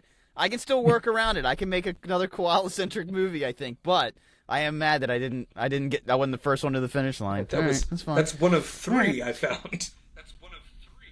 Yeah. Oh, Jesus. All right. Maybe I'm not on the cutting edge of this shit. Fuck me. One of I think four. you're going to need to do a lot more all rights. Are they all in the same franchise? Or are they these separate Killer films? Koalas, Executive Koala, and an alternate cover for Executive Koala, and then Drop Bear. I don't know if they're in the same cinematic universe. Okay, well. Let's hope not. They really missed an opportunity otherwise. Well, did you know sourdough mother dough survived a massive earthquake? Back in 1906, San Francisco's earthquake, baker Isidore Boudin famously rescued his family's precious sourdough starter from the flames. That same mother dough has been fed and used continuously ever since. Every loaf from Boudin Bakery today traces back to that pre-quake strain, making it one of the oldest living cultures in America. Can someone please explain sourdough starters to me? Apparently, I'm not sure how this works. They were real big during the pandemic. Everybody was learning how to make sourdough. Okay. So why wouldn't it? Why wouldn't it survive? It's just shaken with the earthquake, right? It's dough. Shaken with the earthquake. Yeah, but but from what I understand, Shake this is it all and forget it. all I know about sourdough is there's sourdough freaks out there, and they've got these starters, but I don't understand. Okay, see, how do you preserve the starter if you use the starter to start a loaf of dough, a loaf of bread? It's the same concept as like propagating like a spider plant. Like you cut a little piece off the spider plant, you put it in a jar of water, it starts to grow roots, then you give your friend a new spider plant. I believe it's the same way the dough works, right? You take a little piece of that dough off and let it sit and let it grow. Okay. All right. Well, to answer your question though, if it stayed in the building, it would have burned up with the fire. So the fact, like, I know what you're saying, because there was an earthquake that started a fire. So if it stayed, it would have burned. Yeah, So you're right. The shaking of the dough. We're also talking about a real American hero at this point. Yeah. And I think Billy Joel was trying to work that into his lyrics and couldn't figure it out. What rhymes with dough? No, crow. Pinocchio. Pinocchio. Multisyllabic there, Wes. You might have to do like a little syllable matching there to make that work, but yeah. We could get Eminem to redo that song in 35 seconds. MGK will catch a diss. What, we didn't start the fire? By the way, if you've never heard it, you're lucky, but Fallout Boy did a continuation of We Didn't Start the Fire. I wish I didn't hear that. Yeah, please, whatever That's the you remix. do, whatever you do. I wish I didn't hear that. Do not look it up. Yeah, I was excited at the notion, but man, what do you call it? Execution is everything, and missed the mark on that one. Did you know Disneyland and Disney Parks has a 30-step rule? Walt Disney personally studied how far park visitors would walk while holding a piece of trash before dropping it. He counted an average of 30 steps. That's why you're never more than 30 steps from any trash can in any Disney park worldwide. It's a deliberate design to keep the park spotless, with obvious efforts from the grounds crew, and it's been enforced ever since Disneyland opened back in 1955. You know what this makes me want to do? Go to Disney World and hold a piece of trash the entire time I'm there. On the rides, getting food, from entrance to exit, and then throw it away when I leave. And just look over at Thousands of steps. a nervous guy with a broom, like, just taking 45 steps. The hell's going on here? But what this does tell me, though, and everybody's got a gripe with Disney, no matter what side of the political aisle you're on at this point, for some reason or another. They own a lot of stuff, so I kind of do get it. They ruined Star Wars. That's another. Yes, you're right. You're 100% right. There's that. God, okay, we talked about WWE themselves ruining their own product, and yes, Disney has ruined. Except too much of a good thing. Was Rogue One much of a good thing? Was Rogue One under the? Look, Mandalorian. Yes, Rogue One was Rogue One under. Rogue One is excellent. Yes, Rogue One's my second favorite Star Wars movie of all time. Of all time. Andor Agreed. is excellent. Is an excellent series because it's like so. Yes. And I think it speaks to like fans our age, right? So we grew up with the OGs, and then we got the prequels and everything, and then it's like now we're of the age where we can appreciate like a deep, serious dive into something like Andor. Yeah. Right? Or something like Rogue One. But you can't have Andor without Rogue One, which is what elevates Rogue One to even almost a superior status. But you can't have Rogue One if you don't have the originals, and Empire wins because it's Empire. But you get that extra scene in Rogue One where Vader's fucking coming in the ship. You get the other direction. Rogue One instantaneously enhances A New Hope. Like, as soon as you see it, like, New Hope is competing with Empire now. Fuck you. Way to go. Agreed. Excellent job. Right. Yeah. But A New Hope doesn't have Billy D. Williams, so Fair point. there's that. Fair point. But the point I was trying to make about Disney is that they obviously know how to city plan. I feel like their architects should maybe move into a new town yet to be built near you and have a good go at it. I've always said they should do like the Waltons should start like a Walmart-centered, literally centered community where they put a Walmart and then they literally build roads that just spiral out from a Walmart supercenter and see how it works. See what goes down. They're trying to do that with Costco's. Really? That's brilliant. Building apartments above the Costco. No, No. That's not real. No. I mean, I'm not saying that you're wrong. I'm saying they shouldn't do no, that. they definitely Like, shouldn't do that. With fire hydrant, fireman pulls. Yeah. You can You go just show down. up. You just check your little box. Your PO box at the Costco. Get your slice. Get your hot dog. No, but like a city that's planned with, okay, we'll use your Costco analogy here. Put the Costco right in the center, and almost like the streets of how DC's set up, where you've got like these circles that go out City around in the it. world. But the houses are at the very edge of the community, and everything else you need on the way into town, your gas stations, your whatever, mom and pop shops, until you get to Costco. That's the fucking hub. That's where everything happens. That's where the magic is. Puts the mom and pops out of biz. Yeah, but you gotta get. You got to You're right. fight your way. That's why through. Disney needs to plan this. Yeah, you gotta fight your way. You really want to get to Costco. Hopefully, you can pick up everything before you get there. But once you get there, everything you need, one location. You need to run tests and figure out how long people hold on to trash at your place, at your mom and pop's place, to get up to Disney snuff. 30 All right. steps. As I always say, they're not all winners. But finally, this being our official, unofficial Christmas episode, did you know NORAD's Christmas Santa tracker started with a wrong number and a wrong phone call? In 1955, a Sears ad mistakenly printed the phone number for the Continental Air Defense Command, known as CONAD back in the day. They printed it as Santa's direct hotline. When kids started calling, Colonel Henry Shoup answered and played along, giving updates on Santa's location. The military turned it into an annual tradition, now run by NORAD, the North American RAD. Radar Air Defense. There it is.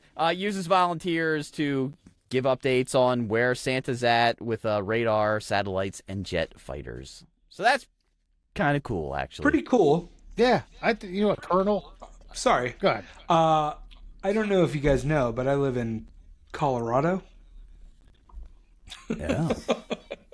where NORAD is stationed. Interesting. So we take a lot of pride in tracking the big guy all over the world. That's all. Yeah. I don't actually know where NORAD is. You really? It's somewhere in the state. We've got the underground bunkers here. It's in a mountain. Yeah. I know that. That's about all I know. About 45 minutes from from the here. movie I know all I know about NORAD, by the way, Wes, from the movie Daryl. Remember that? No, sure don't. You don't. It's about like an AI robot kid who, he had to sneak into NORAD for some AI reason. robot kid. Yeah, it's from the 80s. Oh, This DARYL. Yeah, Daryl. That kid killed himself at Jesus. some point. Got too big. Got too robot? big, man. Oh, Too big on the robot Figured fame. out couldn't live anymore. No, I was gonna. Christ, I had a comment, and you guys started fucking derailing me. Who, us? NORAD. No, I'm thinking about the colonel who just kept answering the phone calls. Finally, he just realized it wasn't business as usual. Like, yep, this is Santa. Yeah, but I'm tracking Santa. But think about it. This is a different era too. This is when a colonel was cool enough to be not an asshole about it. You know Talking what I about mean? cool colonels? No. Yeah, and not just from Kentucky, my friend. I'm talking about some guy, who was just fuck.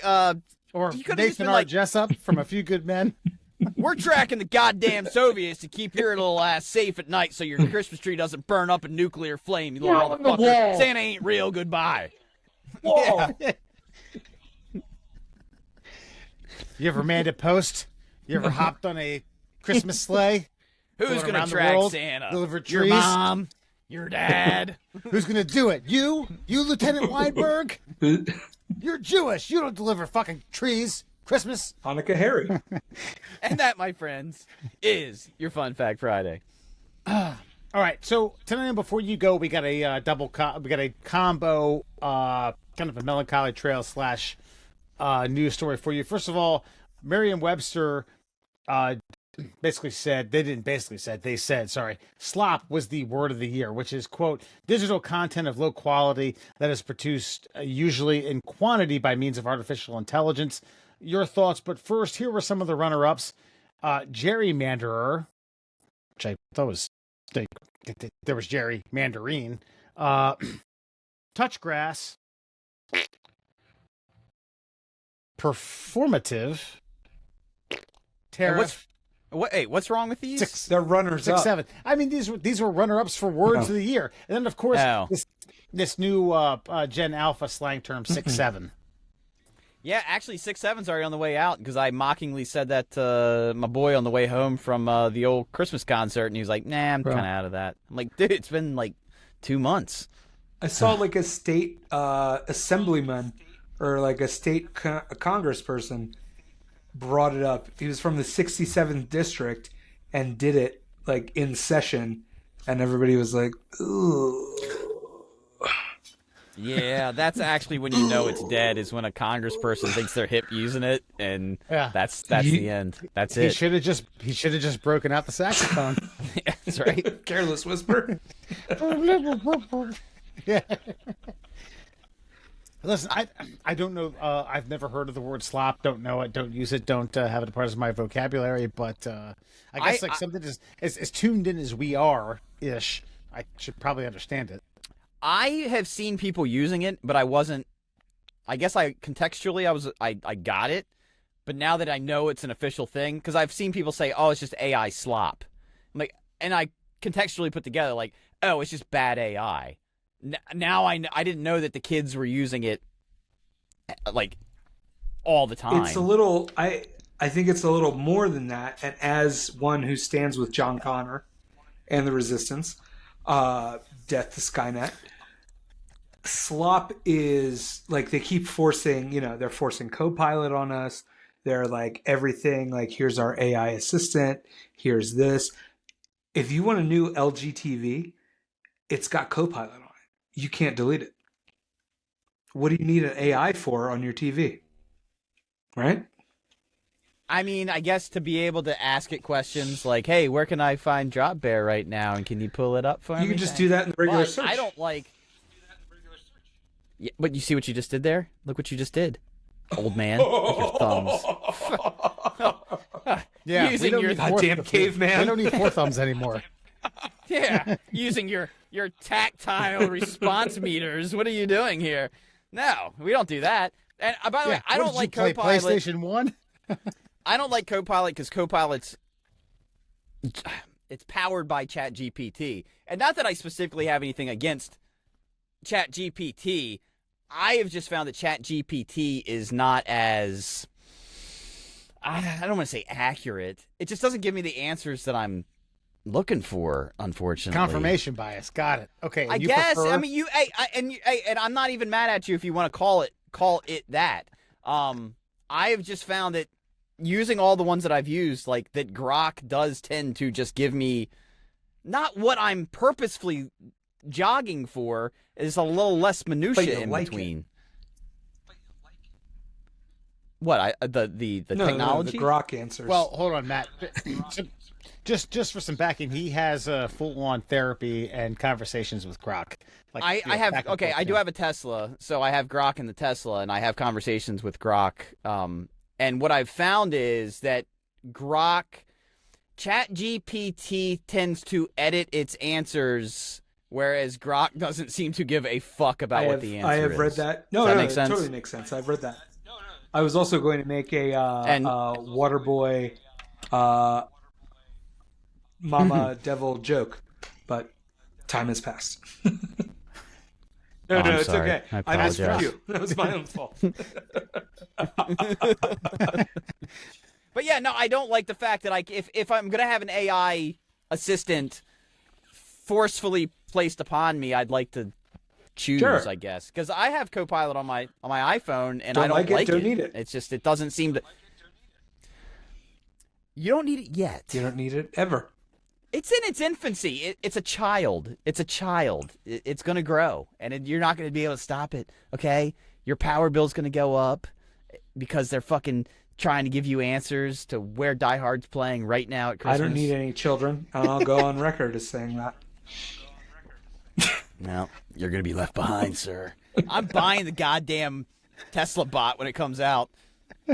They get that Tesla bot to 20,000. I'm never mowing my goddamn yard again, and dinner better. I'm gonna beat it like a wife in 1950 if it doesn't have my dinner ready when I walk through that fucking door. Hi, Andrew. Would you like your carrots cut? Bargain at twice the price, right? That's right. Yeah. Hey, who says Black Friday's dead? He's mine. Where's your Tesla bot? All right. So is Slop? Is that low hanging Slop fruit as the No, 2025? Usually I hate these words. I like it. Yes, and no, because like usually the word of the year is kind of. I appreciate you saying low hanging fruit. I think there are two reasons why slop is a great word of the year. One is what we were just talking about.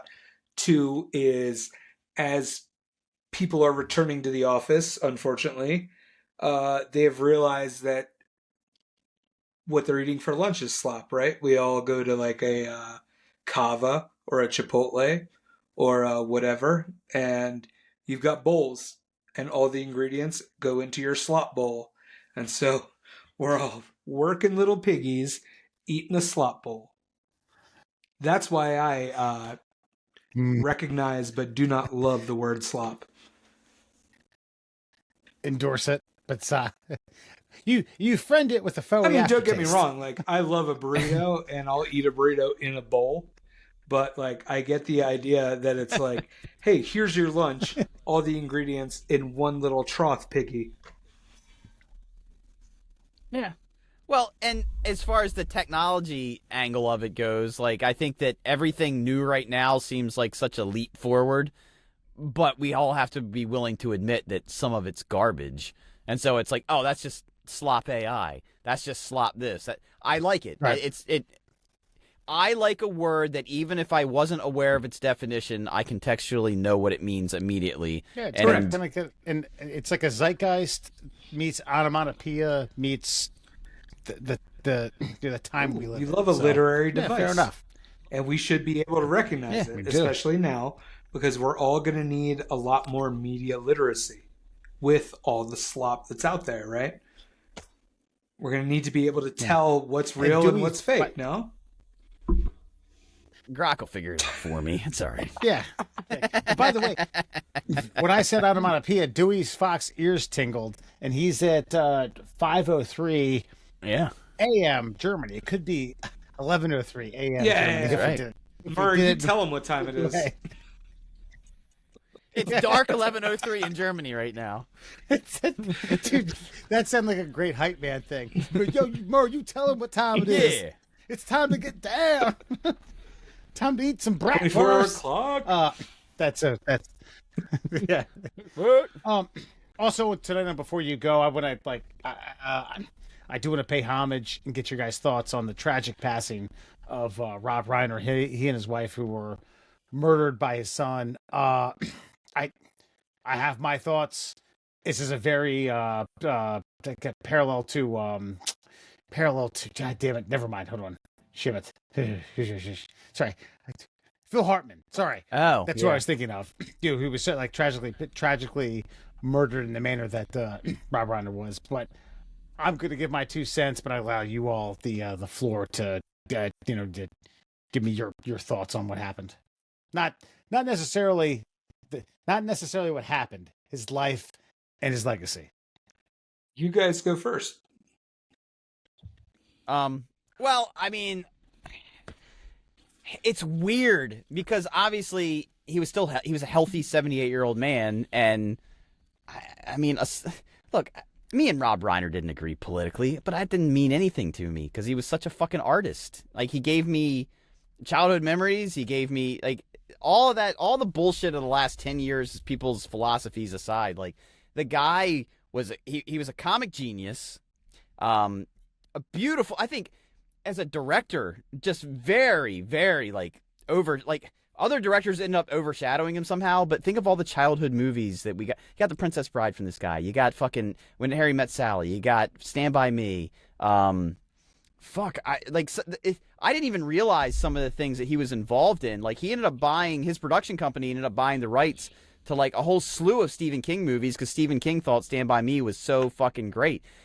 Just a cultural icon going all the way back to, because I didn't have cable growing up, so I watched a lot of All in the Family. I mean, it made you think about social issues. Meathead made you think differently, whether you agreed with him or not, about how the world worked differently in other people's minds. And just a tragic fucking loss, dude. Like, especially to have somebody slain by their own child. I mean, just it fucking sucks. It's a shit news story, period.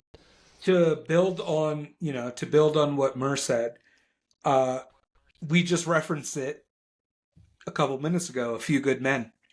That was also Rob Reiner. Yeah. This man has been a part of so many projects. He's like, and I don't want to sound like a fucking cheeseball here, but like, he's been a part of so many parts of Americana throughout the years. Like, he's had a pulse as either a writer or a director, or, what's his funniest role as of late? Jordan Belfort's dad when he was in Wolf of Wall Street, right? Like, so he can do it all. $25,000. They were apps. They were apps. What? They cure cancer. So it's like he's part. He is part of the American bloodstream, in all those roles, and it is a huge creative loss, and it sucks. Yeah, I think after having digested what happened, looking at his laundry list of like either directed, produced, wrote, I come away with like a couple takeaways. One, you guys have kind of said it. It's comedic versus like A Few Good Men to me is still like if that's on television, I watch it. Like, oh shit, hell yeah, boom, boom, I'm watching that. Every young person should watch Stand By Me. Every 9, 10, or 11-year-old should watch that movie to understand like this is what growing up is kind of like. Lastly, he directed and wrote Spinal Tap. He was in a scene with Nigel Tufnell where he talks about why wouldn't you just make the amp go to 10 and that be the loudest? And it's so good. It's so like there's very few times in this life where people get it. They get it, and I can't explain it. I can't define it. He got it. He made me laugh. He made me. He made it. He made that scene personable and funny, even though Nigel Tufnell and the person who was playing it was fucking moronic beyond belief. And it was so great. One of the best videos I've seen after his passing, it was his daughter cutting his hair, and she was filming a TikTok, and she was explaining to him how she thought that she needed a Brazilian butt lift to get more followers to continue her career. And he was deadpanning, playing along. So before I give you the money for this, explain to me, like, how would this work? And she goes on this long, like, laundry list of, like, how that will help her career. And he's playing along, like, okay, all right. So how much are these Brazilian butt... Like, it was a total Spinal Tap moment. It was like they were both in on the joke. And it's like you said, you either get it or you don't. And that's, again, to go back to the earlier reference, the wheat from the chaff. Like, that she got it. The people I feel the worst for in this entire tragedy, I know this sounds callous, but I feel terrible for Conan O'Brien and Bill fucking Hader. Conan O'Brien apparently had one of the greatest fucking Christmas parties, like, in Hollywood, period. Just a place where like-minded people like the Rob Reiners, the Billy Crystals, the Steve Martins, the normal comedians could go to fucking, like, decompress from the Hollywood fucking, like, pressure cooker. And apparently Bill Hader is the one that ended up somehow setting this kid off. Because his kid was walking around asking people, what's your first name? What's your last name? Are you famous? And apparently Bill Hader's like, hey, this is a private conversation. And that fucking set him off. And that's where this yelling match started. And that's what escalated this entire fucking tragedy. I love Bill Hader. I love Conan O'Brien. And I love Rob Reiner. And it's like the salt of the earth of Hollywood has now been tainted by this entire fucking tragedy.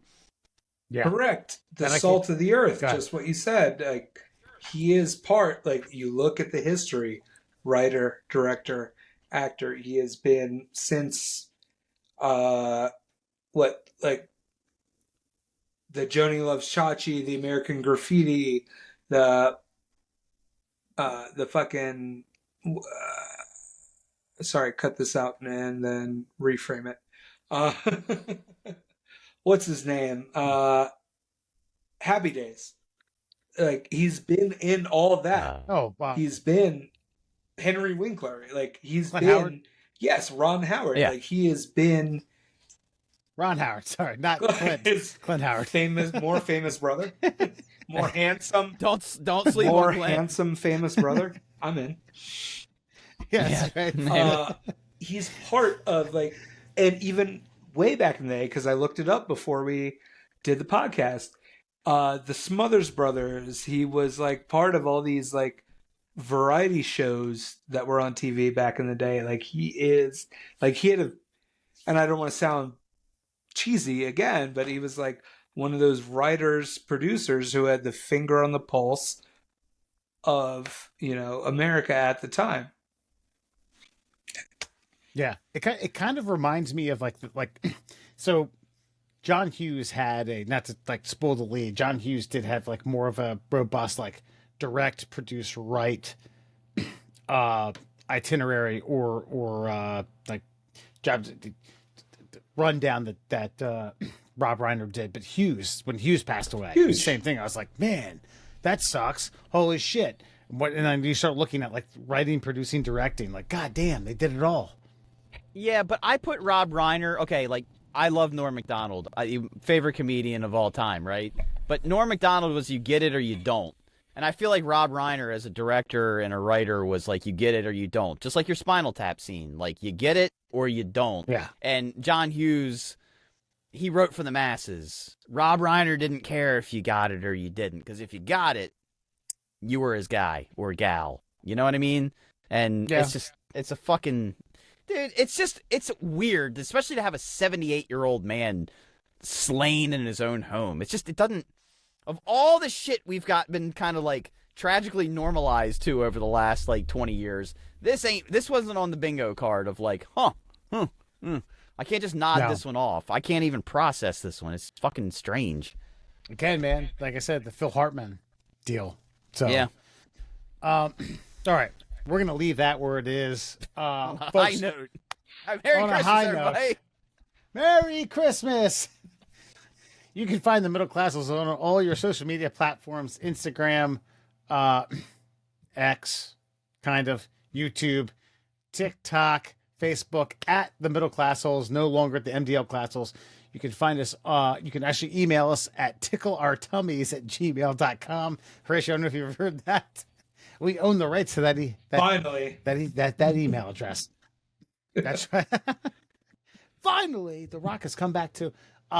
that's right. So, listen, we're going to take a couple week hiatus. We'll be back with more Middle Class Holes in early 2026. Happy holidays to you and yours. We appreciate it, and we will see you around. Bye.